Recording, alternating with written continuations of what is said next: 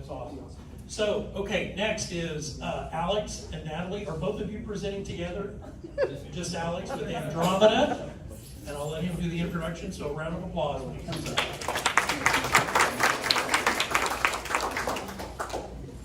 All right, can you guys hear me? Yeah. All right, spot.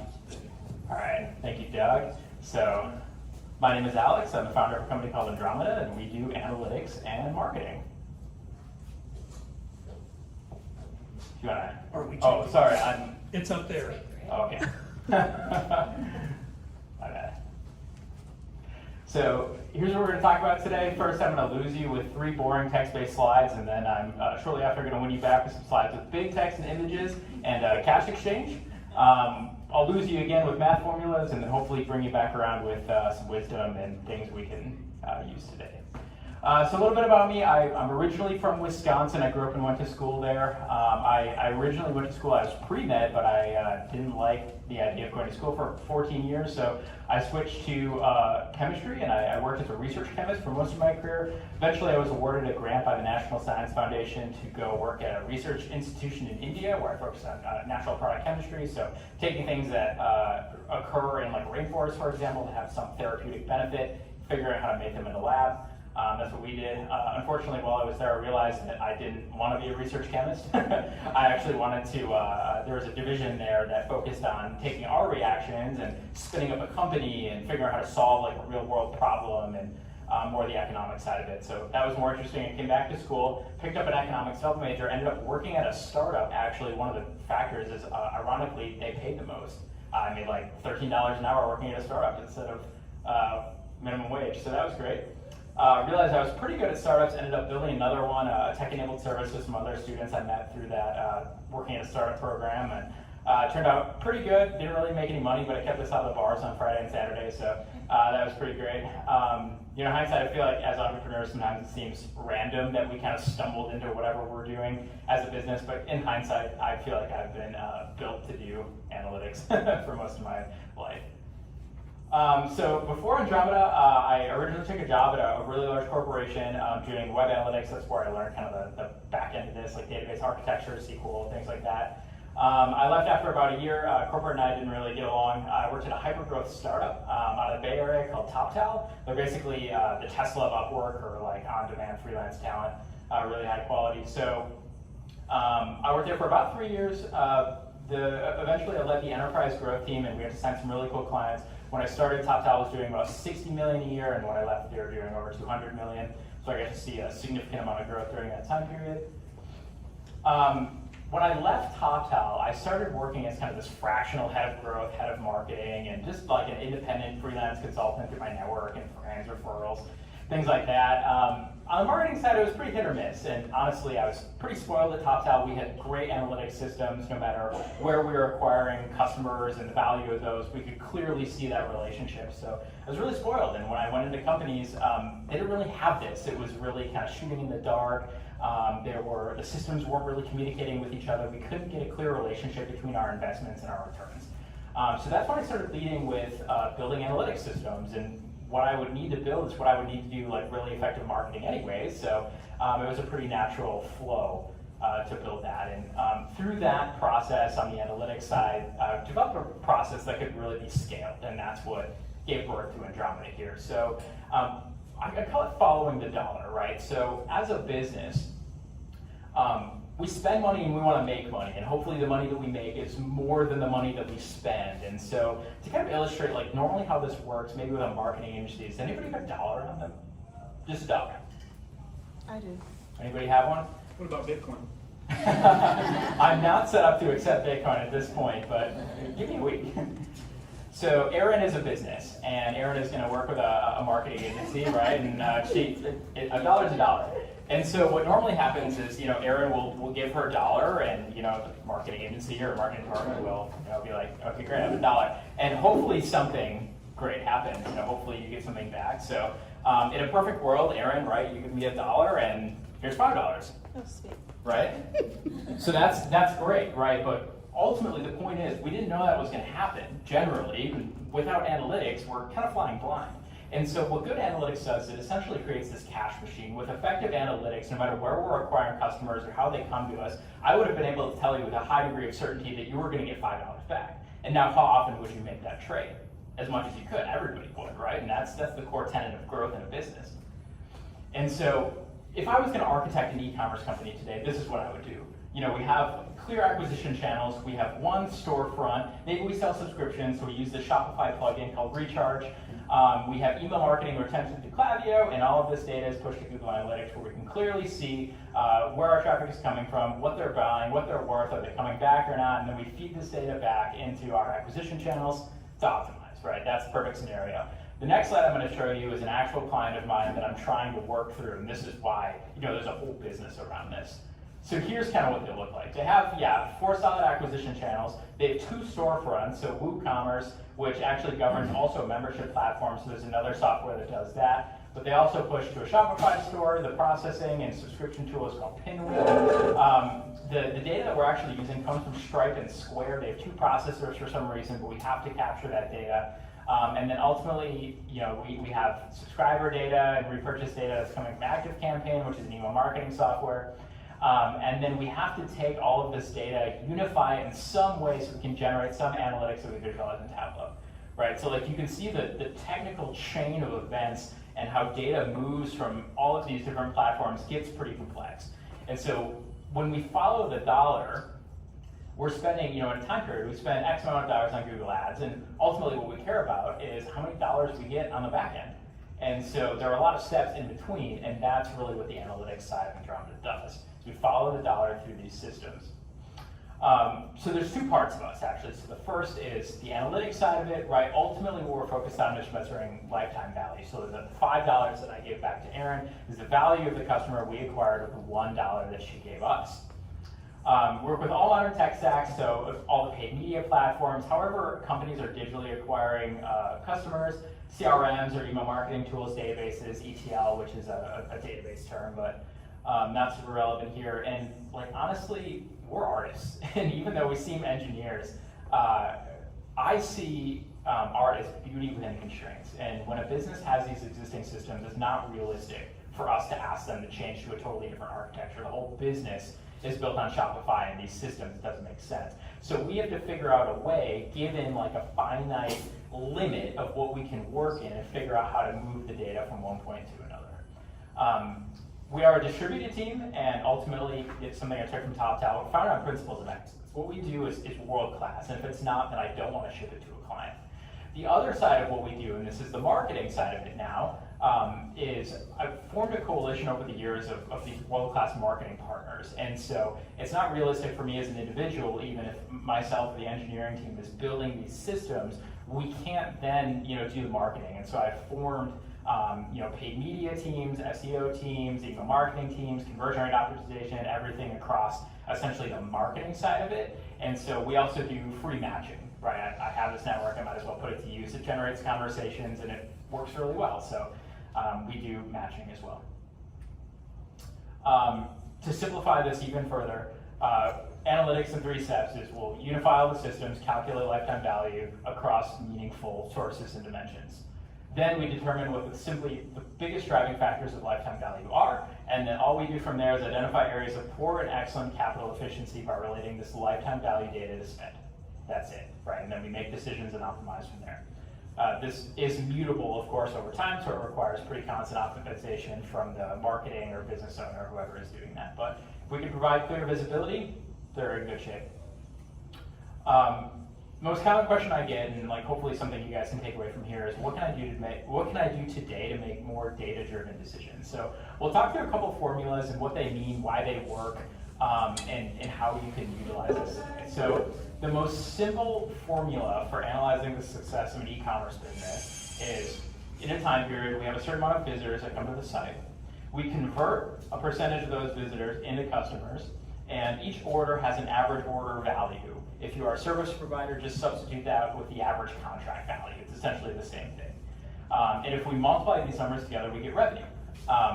This might seem ridiculous, like a formula you had to memorize in a math or physics class, but this is why it works, right? We have the units of every single one of these. Visitors is obviously just visitors, but conversion rate is the orders per visitor, right? A fraction, maybe it's 3% or 0.03 orders per visitor.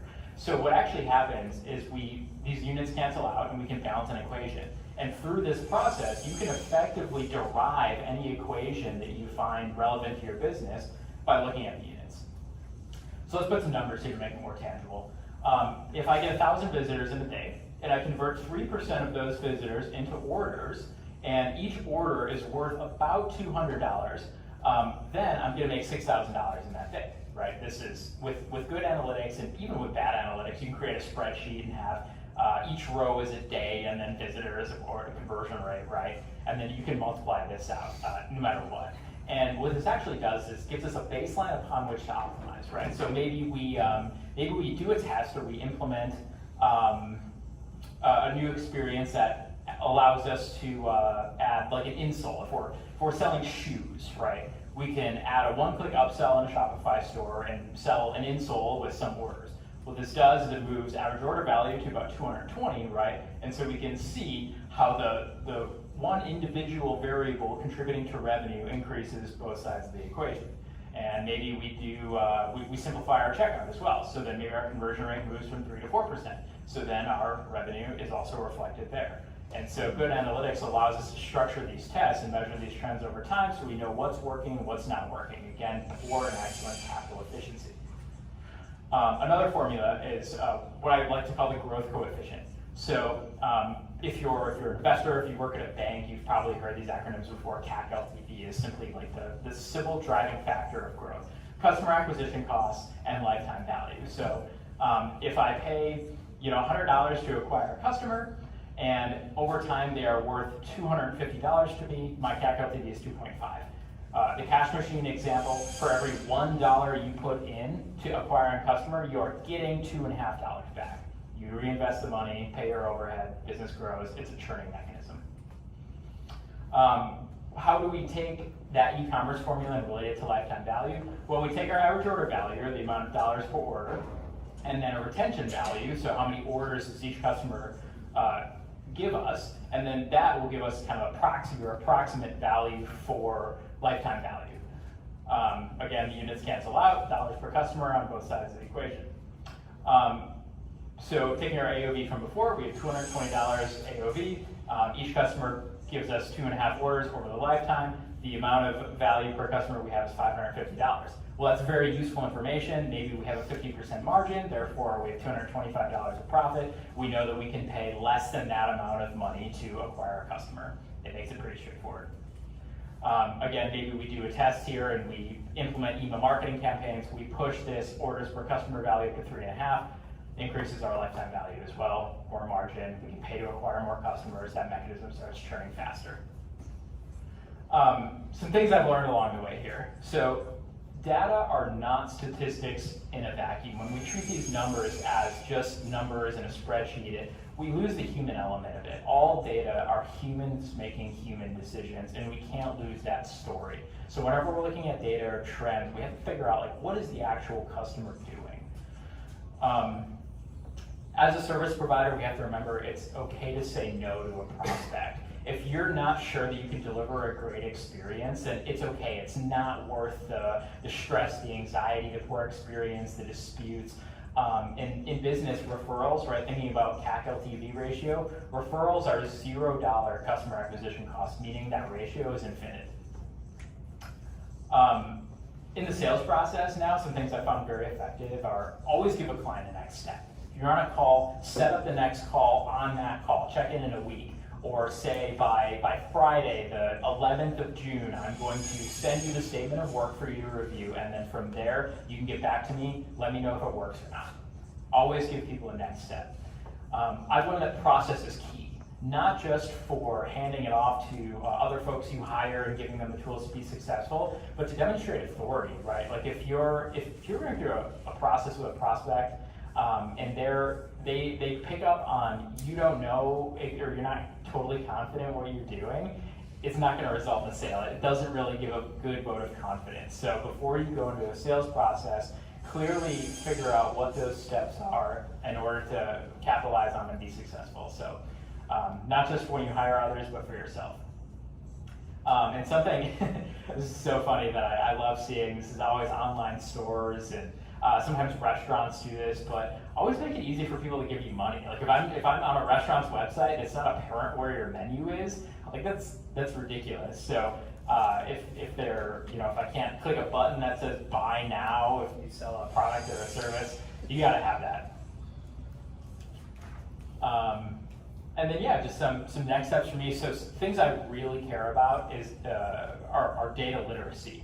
I think this is something that we can all do better. I love to do educational things like this, right? Just those simple equations I find can go a really long way for people who've never thought about things like this. And so if anybody has any ideas on where I can do that or who would benefit most from that, it's something I care about a lot. I'm not really wanting to scale an agency super large, so something I'm piloting right now is what I would call an in-house accelerator program. So we have the systems, like we know how to develop e-commerce or service-based businesses, and we know how to build the systems to grow them. And so now I'm gonna put my money where my mouth is, so I'm looking for product-centric founders or like really good idea people who may not have this skill set. And I wanna partner together and potentially fund it and help build it together. So that's something that I'm looking for loosely now. And yeah, if you guys like the content that I presented today, then please reach out, get involved, and try to put out as much as I can. Excellent. Round of applause, and then we'll do questions. Who's been paying attention in class? All right. Hello. Hi. I'm Kim. So I have a startup here in town. There will be a product aspect. We should talk. But my day job is software development, and I keep trying to get the company that I work for to pay more attention to analytics and stuff like this. Sure. And all of your equations make me all warm and fuzzy on the inside, so we should be friends. But Sure. can you put that into a really cutesy infographic that Yeah, I could. downloaded? Yeah. Out as a poster for like e-commerce businesses, because Yeah. that was amazing. Sure. Yeah, it's a good idea. I mean, I had somebody ask me before we started here, like what is analytics, and I'm like, well, let me try to think about it. It is a nebulous topic, right? And that's why I think these applications make it a little bit more apparent.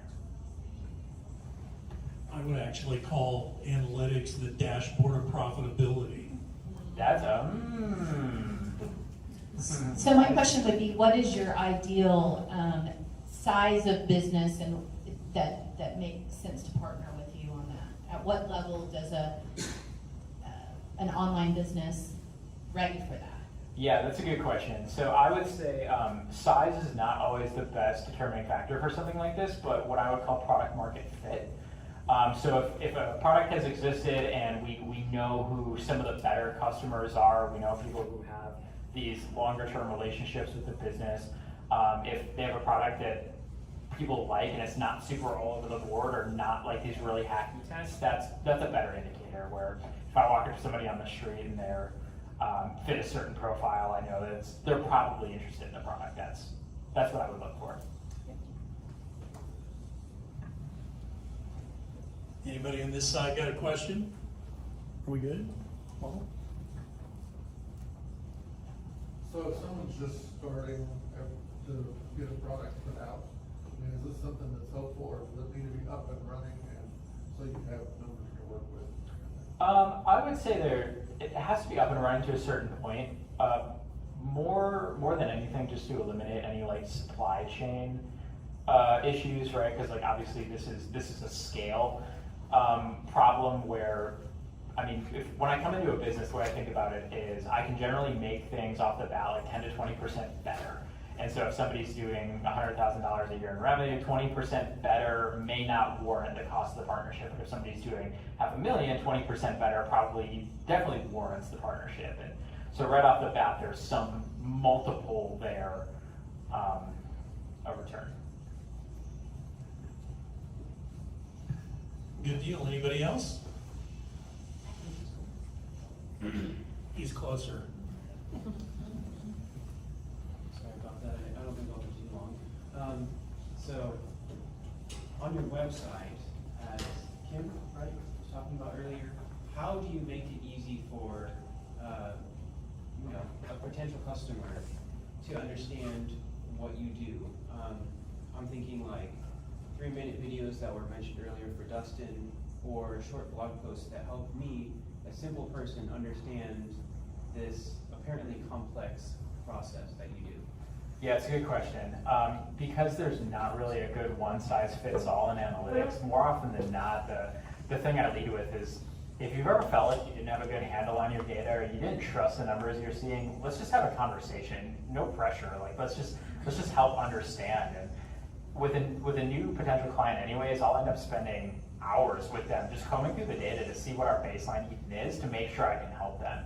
And so what I lead with is I have content and all of the normal things, and videos are always a good idea. They're never going to hurt, but it's more of like the theme of, if you've ever felt unsure, let's just talk. We'll figure it out together. Hi, my question is more about your business. Like, I don't feel like I got a really good sense of the size of your business, where you're at right now, like Yeah. the number of employees, that sort of thing. Like, Oh, sure. Yeah, will you explain that just a little more thoroughly? Yeah, totally. So on the analytics side, there's, or the core Andromeda side, I would say there's about 5 of us. And then the partners are much farther reaching. So there's probably 7 organizations that we partner with regularly on projects. And then, yeah, the core Andromeda team is pretty small, and intentionally so, because if it requires a lot of manpower to maintain, then we didn't set up the system good enough, so. We got somebody over here.